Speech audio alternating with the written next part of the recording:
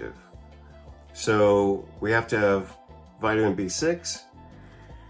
All right, I'm going to set the book down because the book's actually pretty heavy, as you can see. So I'll show you the diagram. I think I said it was page 871. Yep, 871. So I'm going to set that down. Ugh, if it doesn't hit me in the face. So, you know, in order to apply this stuff clinically, you have to know how to do that.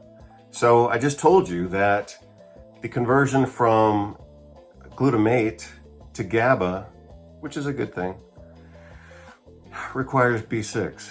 But you would also then have to know, let me say that slightly differently, even though it's the same concept. It requires active B6. So obviously vitamin B6 comes in different forms. Most commonly in supplements, you're getting the pyridoxine hydrochloride form. That's fine, but that's not the active form of the vitamin. It has to get converted into the active form, which is pyridoxal 5-phosphate. That requires other nutrients. So, you know, this is what I've said before, and this is just basic foundational nutritional knowledge. But for your body to function, for the human body to function, those reactions require nutrients. But the activation of those nutrients, especially from a synthetic form like a multivitamin or something like that, which is fine. A lot of people want to talk a bunch of stupid stuff and they want to say, oh, synthetic vitamins are toxic, or synthetic vitamins don't work, or synthetic vitamins are just, it's part of the pharma cartel and all this. That's just a bunch of stupid stuff from people who have never worked in the real world, is basically the answer there. So,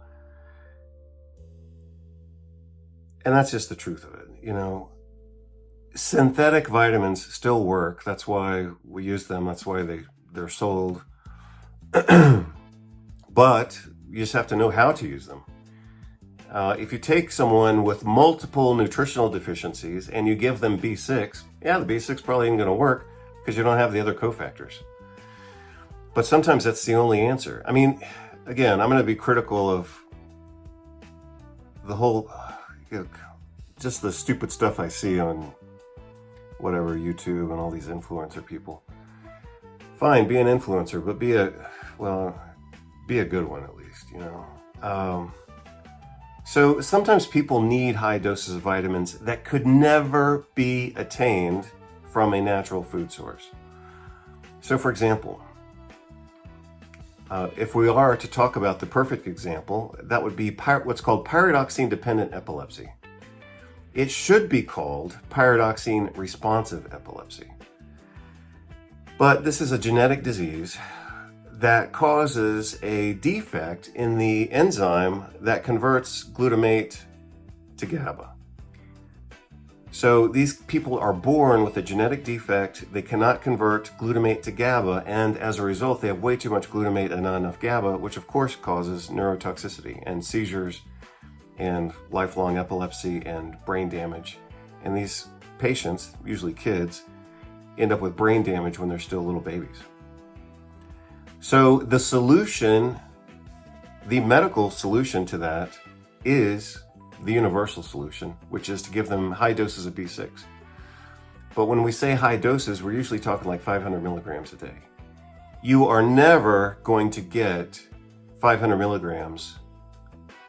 You are never going to get 500 milligrams of vitamin B6 from a diet, I tell you that.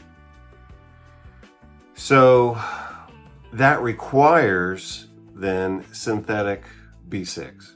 So again, like I said, you know, when people who don't know about pathology and they haven't really studied stuff, and I don't know what they do. They get a following of people who say, oh, synthetic vitamins are toxic.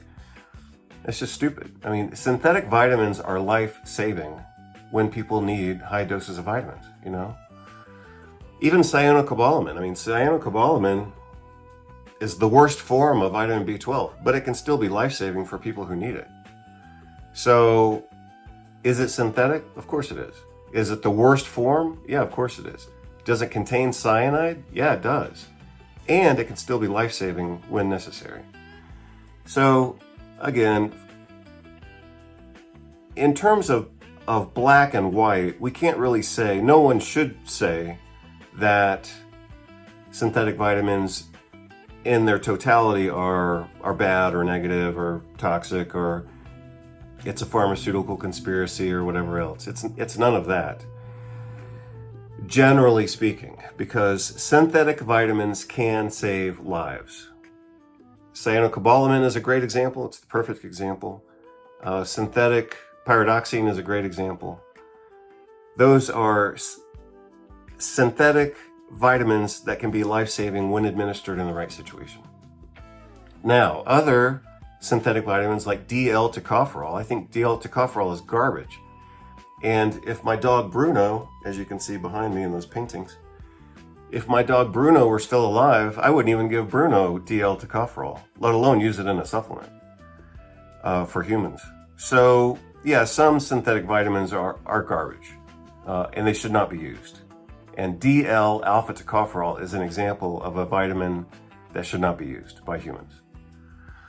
But other vitamins, going back to pyridoxine hydrochloride, should be used when necessary, because you're never going to get 500 milligrams of B6 from a diet. It's just not going to happen.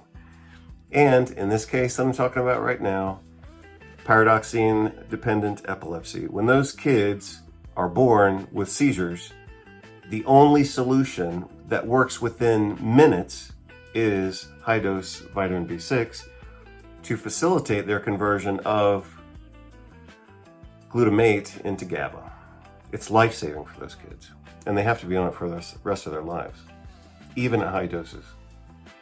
So anyway, that's part of the story there, but that's also part of the clinical application of this conversation, because in order to control intracellular calcium, we have to at least try to control glutamate. So that's one of the take-home messages from today. So I'll start writing down a few notes now that we are 20 minutes into this. So I'll just make a timestamp note. We're at 20 minutes. Usually I speed up my videos a little bit, so even though I think it's 20 minutes, maybe when I produce the video, if I cut anything out, maybe it'll be more like 18 minutes. But anyway, there we are. So here we are, multiple topics for today. Number one, I got new glasses after my other glasses were 16 years old. I told you what an id reaction is. Maybe I'll write that down. Maybe I won't.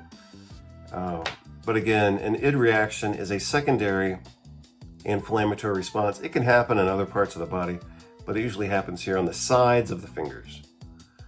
And that would be an unusual location on this aspect, like distal, not here in the web, but it usually happens here. That would be a really unusual location for contact dermatitis or eczema or psoriasis.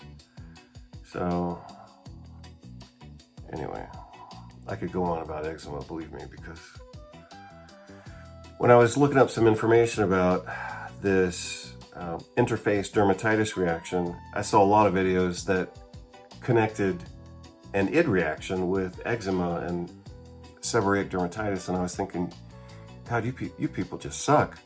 And these were videos, you know, like on YouTube or whatever, done by dermatologists. I was like, if you think eczema and seborrheic dermatitis look like an id reaction, I don't know how you're a dermatologist. But anyway, apparently they were. So, topic right now is basically what would it be? It's kind of like it's the pharmacology, but it's more accurately, I'm talking about like the pharmacodynamics of intracellular calcium.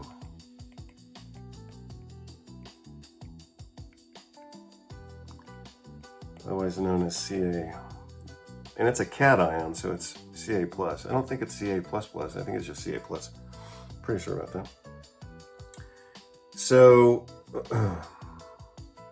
what do you need to know? So like I said, I'm going to talk about concepts and I'm going to talk about details. I already talked about some details. But let me go back let's see, how do I want to do this? I guess